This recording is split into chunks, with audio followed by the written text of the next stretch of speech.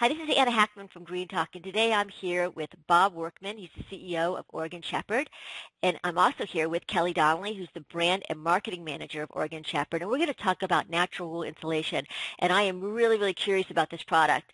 So we're going to get right into the PowerPoint.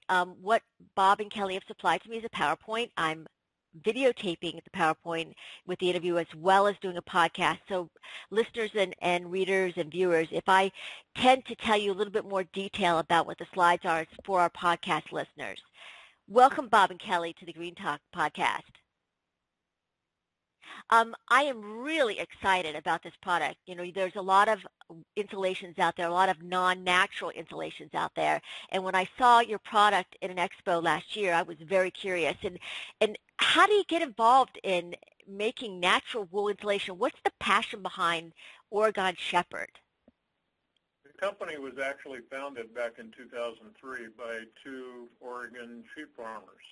In 2006, after a couple of years of investigating and marketing some various wool products, they began to look seriously at wool as an insulation, which is not common. It's in the United States, at least. They began importing in 2006 a wool batting insulation from New Zealand. It's very expensive. They contacted me in 2009, and I came on board with the task of creating a process system by which to manufacture the wool batting here in the United States with U.S. wool, because that was the passion behind the company, was to expand the market for wool to enhance that market for sheep growers. After a couple of months of engineering design, it became apparent that it was going to be very expensive to manufacture the batting here, probably as expensive as importing it from New Zealand. But we came up with the concept of loose insulation, which we felt there was a void in the marketplace, in the natural products at least, and would be less expensive to manufacture. So we began working on the formulation in 2009 and actually came up with the final product and began production in spring of 2010. Since then, it's grown exponentially every month. So let's go through like your first slide. And on your first slide, you go through what is natural wool insulation. So tell us a little bit about that. Well, one of the tasks that they gave me, I'm a process engineer, actually, and they not only wanted wool insulation, but they wanted it 100% natural, which the batted products are not, because of the loft and the rigidity of the blocks that are required for the batting. Some other materials have to be incorporated into that. Such as, Bob, such as what?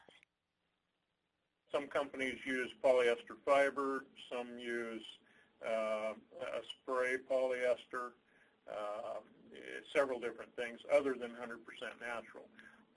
So that was the rest of the tasking, was not only to produce some type of wool insulation, but that it be 100% natural. And it also says that it emits no VOCs, it's recyclable, sustainable. Tell me a little bit about that as well.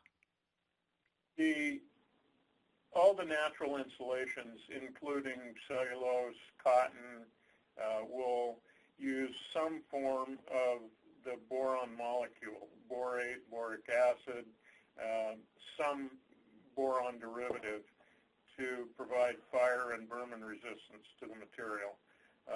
We use a specific boron molecule that, when combined with an animal protein, a liquid animal protein, actually creates a chemical bond of the boron onto the wool protein chain at the molecular level. So rather than spraying borate, boron particles with a petrochemical onto a fiber, be it wool, cotton, or cellulose, and sticking it, gluing it on, we actually bond it to the protein fiber in the wool.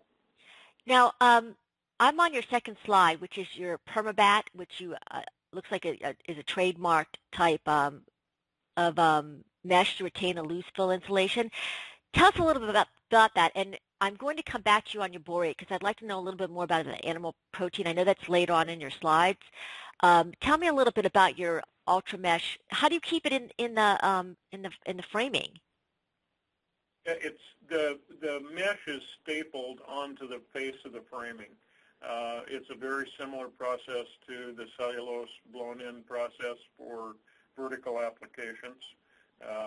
So the mesh is stretched, or the net, across the face of the framing, stapled on, and the insulation is blown between the mesh and the exterior sheathing. Now, does that mean that this is only for open cavity? Like you can't blow it in like in cellulose, they put the small hole in and they can blow it in? Yeah, exactly the same process. So does that mean it's only open cavity? It can go in open cavity, sure. No, but what I'm trying to get at is that is this for retrofitting or is it for new construction? Either one. You can either make wall penetrations if it's a retrofit application, just like cellulose, where you would drill a 2 or 3 inch hole, top, bottom, or middle, and blow the material into the wall that doesn't have insulation in it. Or the netting can be stapled over the face of studs if the interior framing is exposed. Now, with wool, well, actually with cellulose, one of the issues that I've heard about is, and actually I had it in my own house, is that it kind of settles, so that you sometimes have you have open air pockets that you didn't want before. Most of the cellulose manufacturers recommend topping off any cavity, be it vertical or horizontal, that's insulated with cellulose once every 7 years, which would, in the case of a finished product, would require you to re-drill some holes at the top of the stud cavities and refill them. So is this the case with your wool as well? No, the wool protein fiber has what's known as plastic fiber memory. That means that every individual fiber wants to remain in the shape that it was when it was on the sheet. In other words, if it's a semicircle, if it's curly, if it's straight, the wool fiber itself wants to maintain that same shape. So when it's compressed into a cavity, it tends to expand over time. And obviously the expansion takes place rapidly at the beginning, but it does continue to expand over several week or month period. And what happens when it gets wet? Any insulation that becomes saturated, as in a flood, should be removed and replaced. I would say that at the beginning. Wool, however, does have the ability to absorb and desorb, unlike any other fiber insulation material. What that means is it can absorb up to about 37% of its weight in moisture and will then desorb that over time. That solves a lot of condensation worries. That doesn't mean that you can put a hose in the stud cavity and fill it up with water and the wool will be fine. It won't. It must be replaced if it becomes saturated, but it can absorb up to 37% of its weight. So it's kind of like a breathable wall. It is. And there's a lot of insulation being done now, like over-insulating houses so they can decrease their HVACs. And with your system, how do you feel about having that extra layer, that extra rigid insulation layer outside of the house with wool inside? Do you see any condensation issues with that, or do you think that's just kind of overkill? No, actually, several of our installers are using composite systems and really like the wool from the absorption standpoint when they use those composite systems. So there's no need for a vapor barrier. Like, a lot of times with fiberglass insulation, they'll spec in a vapor barrier. So with your system, no vapor barrier should be spec'd?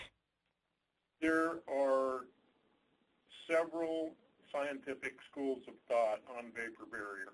Personally, I think wool eliminates the requirement in most instances for a vapor barrier. And in fact, by its very definition, when you place a vapor barrier, you're going to limit or restrict the breathability of the entire building envelope. Right, which has become a real big issue with mold. Yes. So I think there's a German science about this type of I can't even say it. Biological is a way of making a house more breathable. It's kind of a building science. Now I've gone on to your next slide, which is why choose wool. Oh, before I forget, I just think I forgot something. You had something about Permaloft, and I just want to touch on that real quick. What does that mean? Permaloft is the same insulation material as Perma Bat. We have the two different products in that Permaloft is used typically in horizontal application. Perma Bat is used in vertical application. Other than that, the wool fiber itself, the insulation itself, is the same material. Okay, let's go on to why should I choose wool? I got fiberglass, I got cellulose, I've got, recycled cotton out there, and then you have the foams. Why wool? First of all, it's very high performance. In a given, at recommended densities of installation, at a given R value, or at a given thickness, wool is about 10% higher performance purely in the thermal insulation category than fiberglass or cellulose. So the first is performance. Second, it absolutely has zero VOC emissions, which is very important to most people. It not only does not emit VOCs, but actually will absorb formaldehydes, some diethylenes, several airborne chemicals that are detrimental to the interior air quality of the house. It acts as a moisture barrier in that it absorbs and desorbs.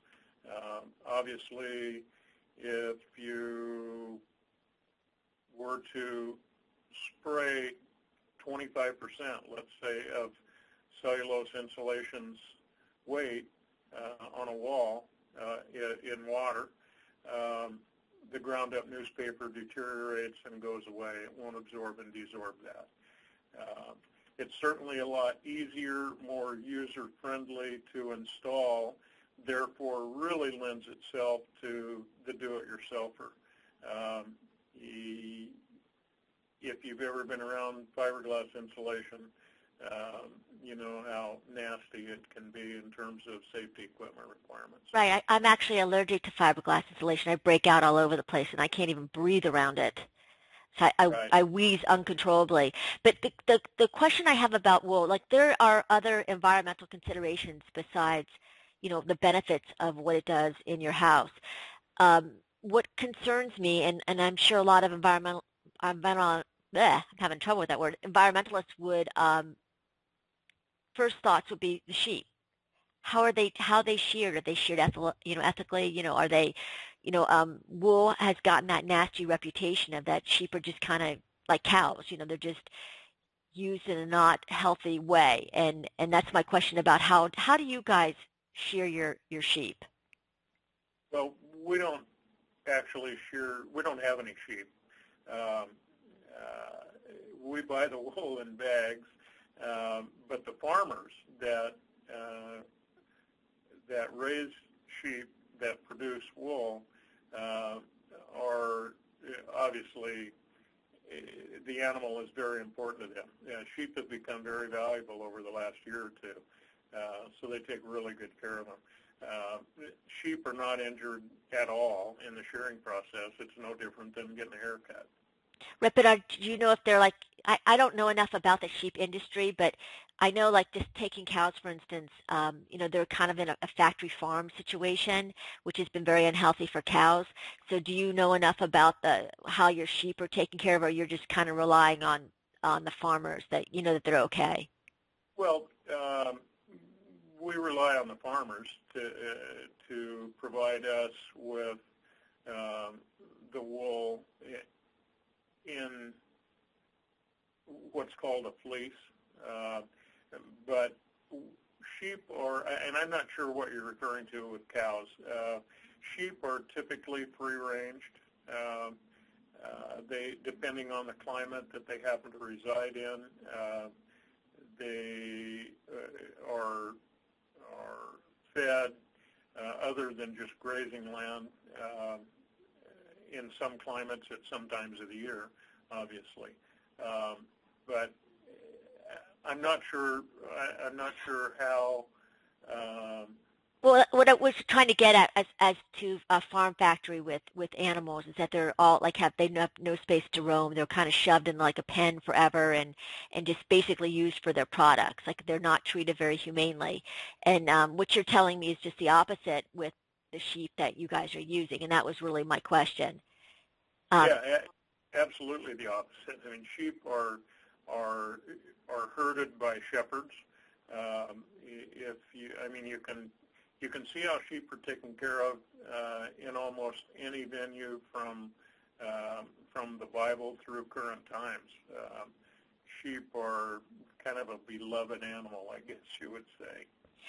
Now, my other question is with wool is it's it's probably very like you said. What I liked about that you said about you do it yourself, it you can actually stick it in yourself. You can actually you have to blow.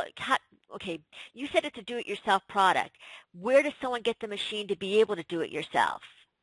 Because they have to blow it in, right? Well, it doesn't have to be blown in. It can be hand placed, but just like a lot of other operations, the manual labor methodology is not nearly as quick and easy as using equipment. The blowing equipment is readily available at any of the big box building supply stores, Home Depot, Lowe's, those sorts of places, for a nominal fee per day. So how would they go about buying your bats? The batting? Yeah, how would they go about buying the bags of your product? Who, like I'm a consumer, I want to go buy it. We currently sell direct to end users and ship all over the United States.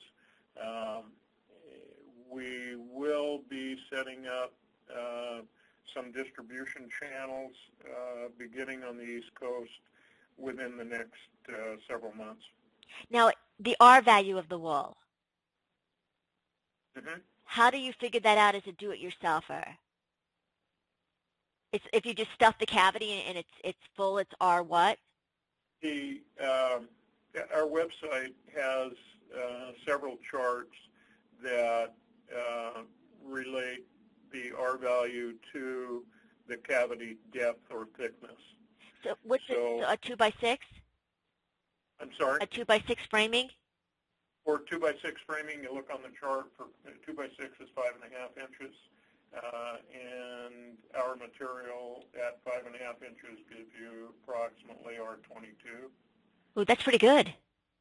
It is. It's about 10% better than cellulose or fiberglass in the thickness. And what are we talking about price? Price-wise, we're a little more than fiberglass, a little more than cellulose, and it depends on a lot of different things.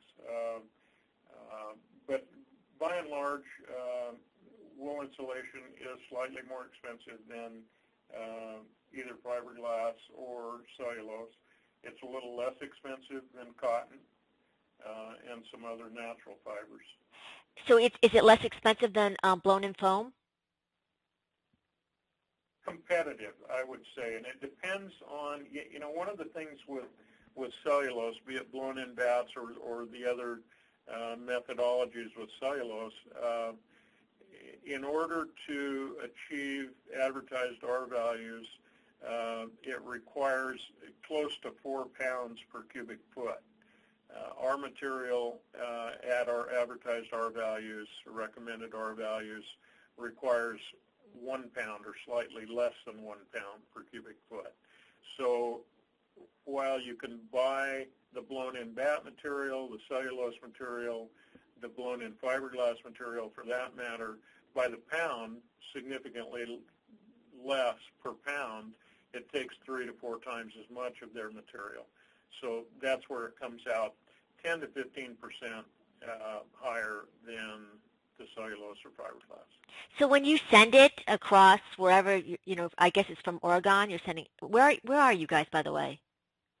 We're in northwestern Oregon. So if you send it from Oregon, are you sending it like little packages of wool? I mean, how does it get sent? It's shipped in a shipping container called a Gaylord, which is a 3.5 foot by 3.5 foot by 3.5 foot cardboard carton. That carton contains about 250 pounds.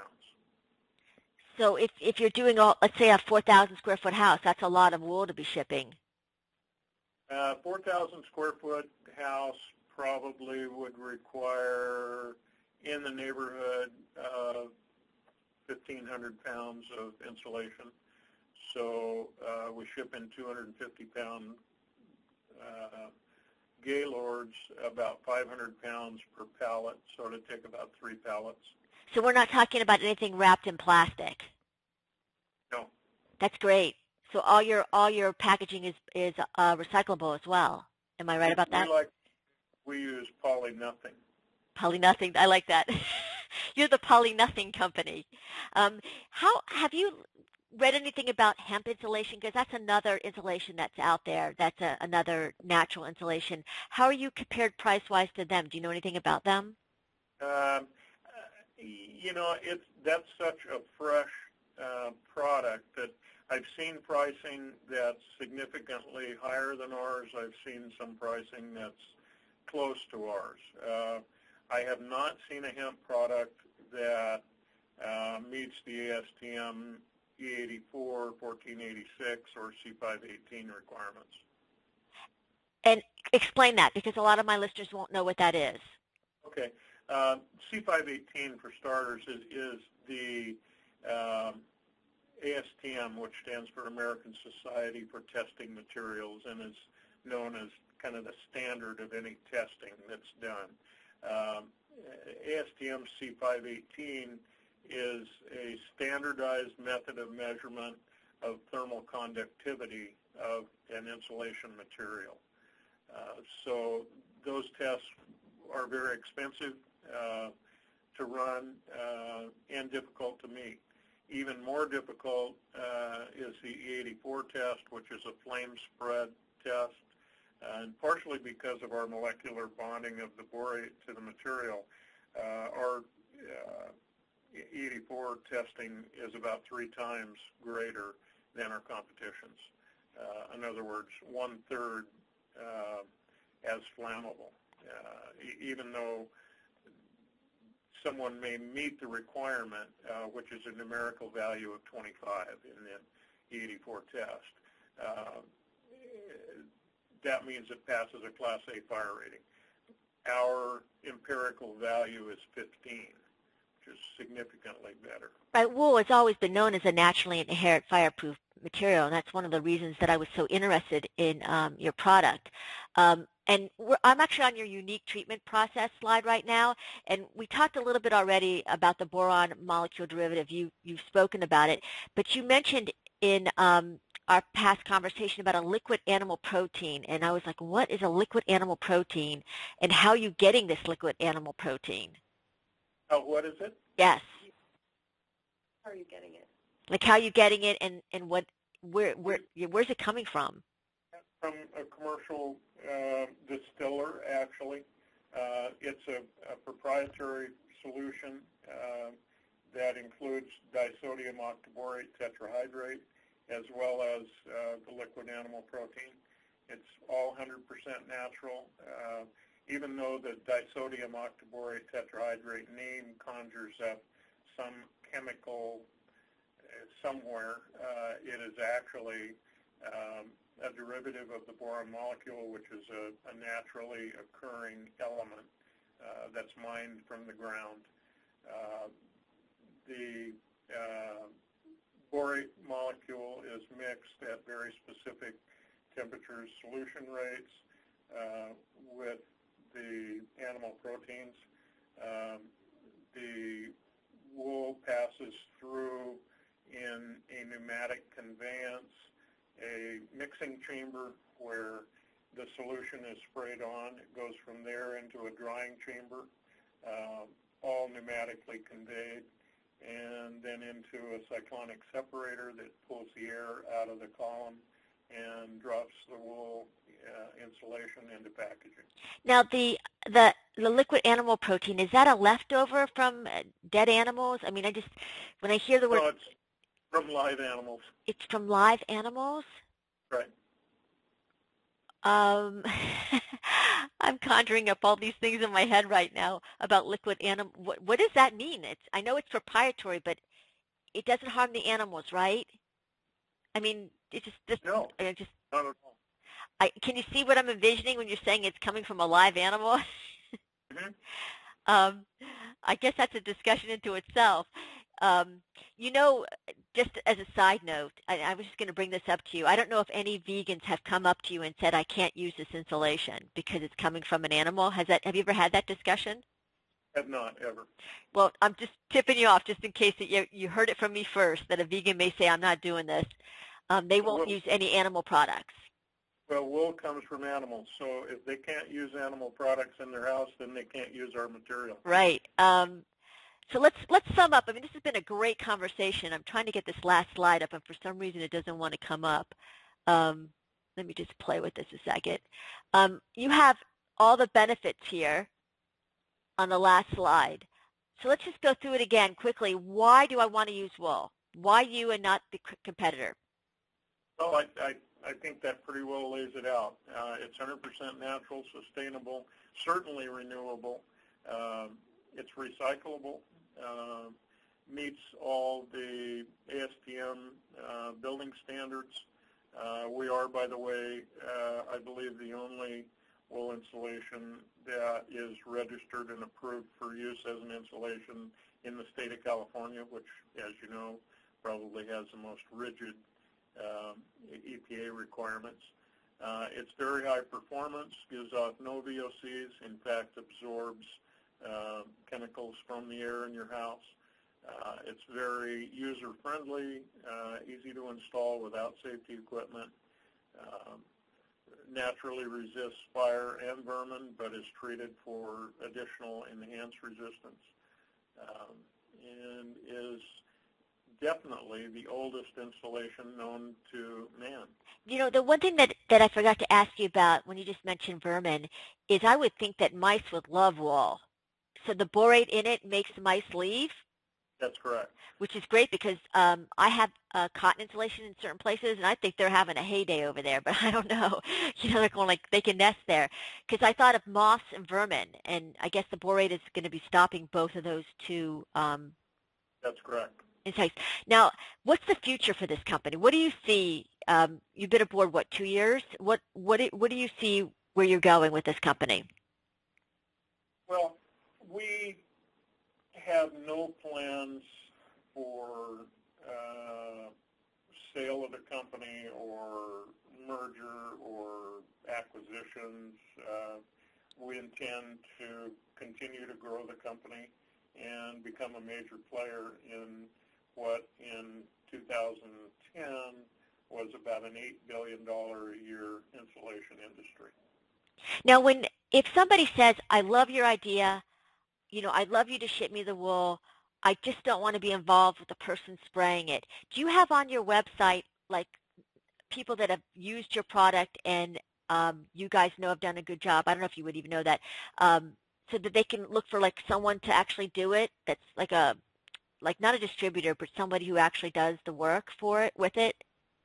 We have just recently, over the past 30 days actually, rolled out a preferred installer program. We currently only have a few installers selected. We're very, very picky. We don't select multiple installers in small geographic areas. Typical metropolitan area, we may have 2 or 3 at the most.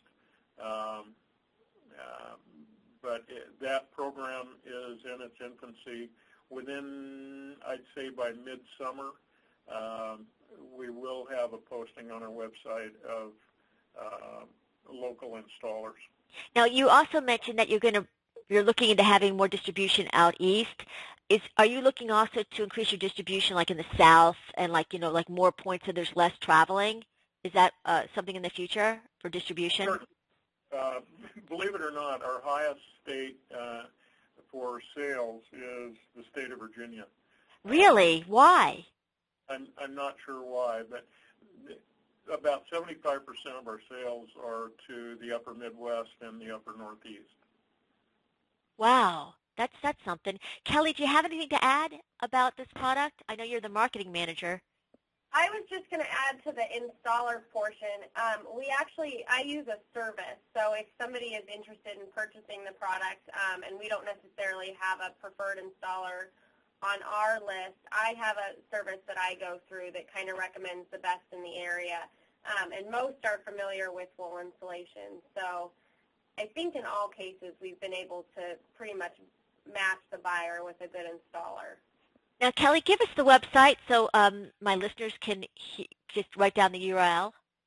Yeah, it's www.oregonshepard.com. And Kelly, anything else to add? I don't think at this time. I mean, I think Bob pretty much covered all the benefits of why we choose wool, and then if they have any more specific questions, I'm always available by phone to call.